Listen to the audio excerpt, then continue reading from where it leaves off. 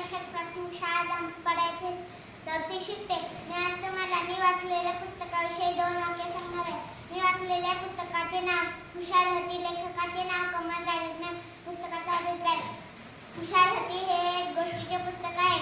या पुस्तकाच्या मुखपृष्ठावर एक हत्ती व एक माकडाचे चित्र आहे.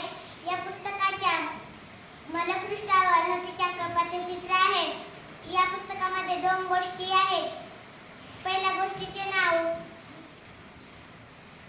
छोटू आणि शंभू आहे. या गोष्टीमध्ये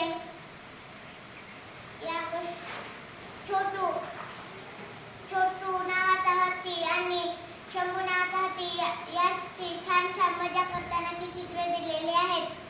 दुसऱ्या गोष्टीचे नाव सोनूचा पराक्रम. सोनू हे